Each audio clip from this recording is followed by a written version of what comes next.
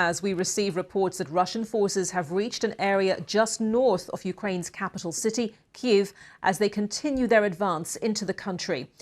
This is video from social media today appearing to show Russian armoured vehicles driving through the residential district of Obolon to the north of the city centre.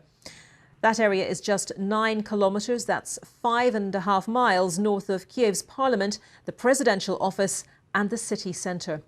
Authorities, meanwhile, have told residents there in Obolon to stay off the streets as they say active hostilities are approaching.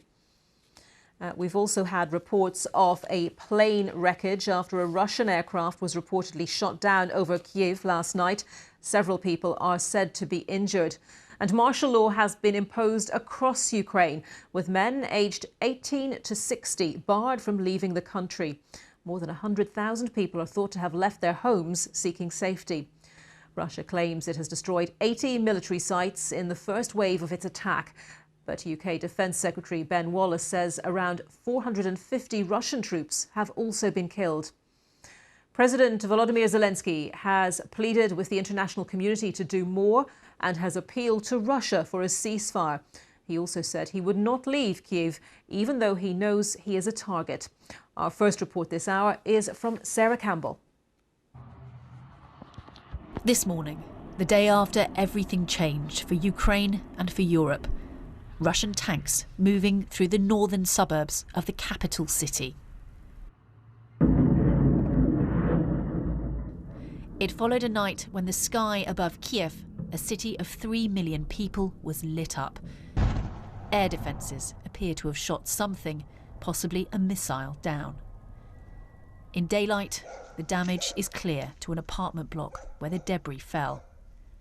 Safety now means going underground, metro stations becoming bomb shelters as Russia turns on its neighbour. And answering your question what to do about the desire of Ukrainians who want to go there or here, they should have thought about that from the very start, when back in 2008, President Putin at the summit of NATO Russia in Bucharest, he warned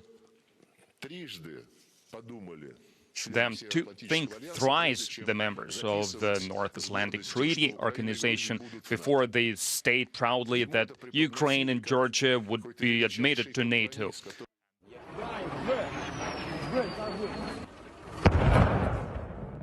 On Thursday, the full force of the Russian military was released. From the air came planes, helicopters and missile strikes.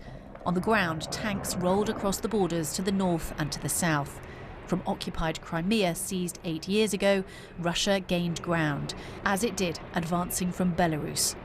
The site of the Chernobyl nuclear disaster has now changed hands. Ukraine is on its own, President Zelensky warned. At 4 a.m, the Russian forces struck Ukrainian territory with rockets, he said. They say that civilians are not a target. It's a lie. The reality is that they don't differentiate between which areas to attack. An attempt on a lightning strike on Kyiv appears to have been thwarted. An airstrip just outside the capital was captured by Russians arriving by helicopter, then taken back in fighting by Ukrainians later in the day.